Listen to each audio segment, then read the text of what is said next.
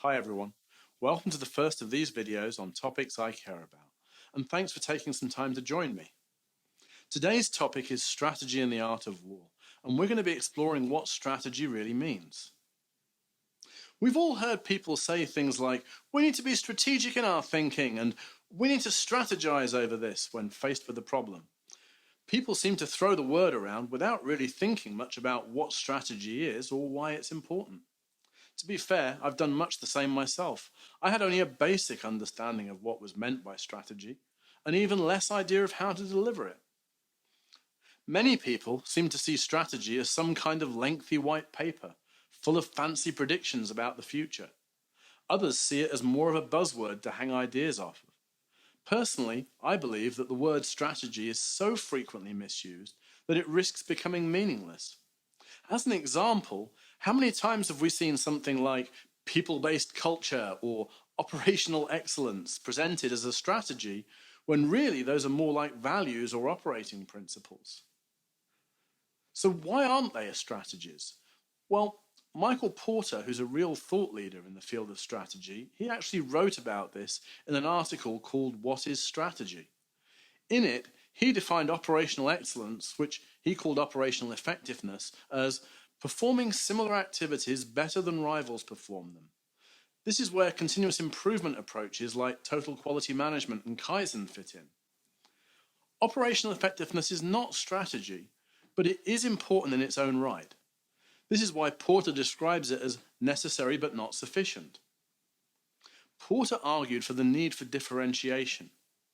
In his own words, competitive strategy is about being different. This means deliberately choosing a different set of activities to deliver a unique mix of value. It is a bit of a mouthful, but basically he's saying that strategy is about choosing which battles to fight. This effectively means that we have to lose some battles in order to win the war. If you haven't read Porter's article, I would highly recommend it. It's an extremely good read and still highly relevant despite being written over 20 years ago. You can find a link to his article in the Reading Corner section of my website, along with other strategy-related books.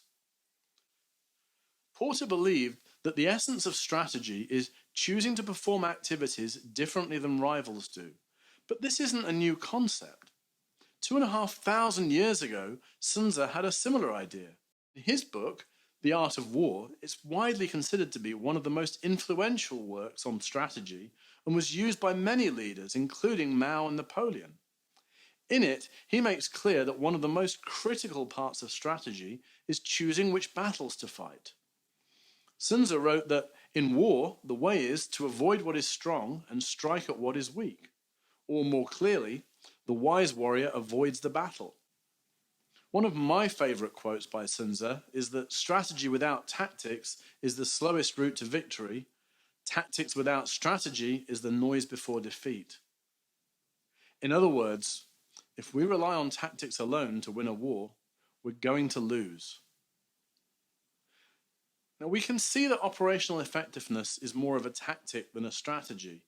And Porter's statement about operational effectiveness being necessary but not sufficient aligns perfectly with Sun Tzu's message. Tactics alone simply will not cut it.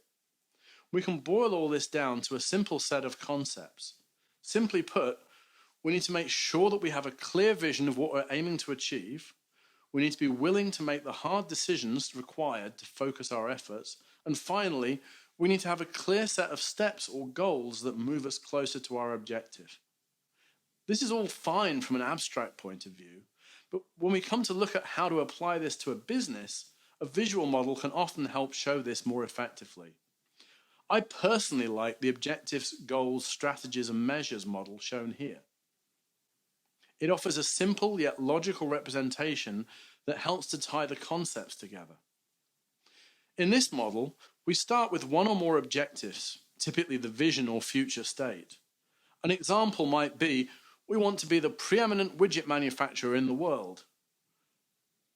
To achieve this objective, we need to identify a series of goals or milestones that would have to be met along the way. For example, dominate the widget market for Type X widgets in the US, or be the provider of choice for widgets in Europe.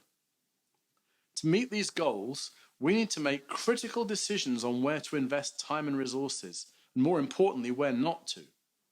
These are strategies, and they help describe the way we aim to achieve the goals.